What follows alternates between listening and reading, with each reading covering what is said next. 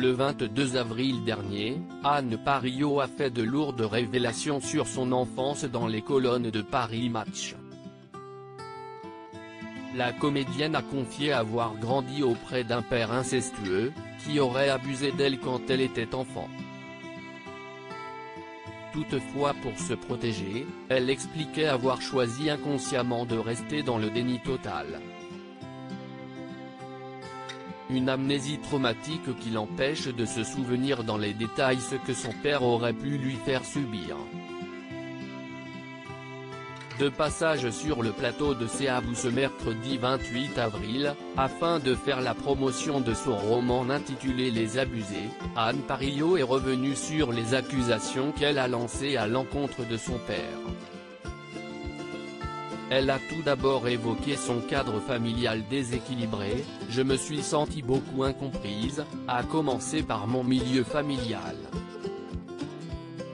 À partir du moment où le socle affectif est déséquilibré, ne vous reconnaît pas une valeur, on cherche à se valoriser à travers une existence artistique », a-t-elle précisé avant d'évoquer une nouvelle fois son incapacité à se souvenir de ce qu'elle a vécu pendant son enfance. « Si est-il plus violent parce qu'en fait on est dans un doute, aussi bien vis-à-vis des personnes en question et vis-à-vis de nous-mêmes.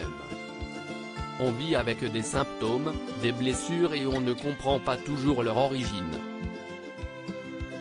Le processus du déni est ce dont je me suis emparé comme une protection.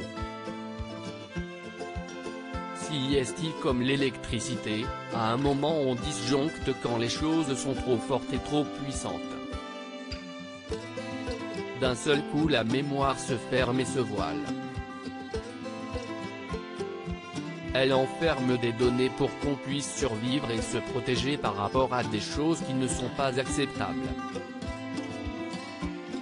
Anne Parillaud, portée par le mouvement #Métaux, fervente défenseur du mouvement #Métaux, Anne Parillaud, affirme que cette initiative l'a beaucoup aidée à sortir de son silence. « J'ai été entièrement aidée par ce mouvement qui existait en parallèle et qui m'a démontré à quel point ce à quoi j'ai pu être confrontée.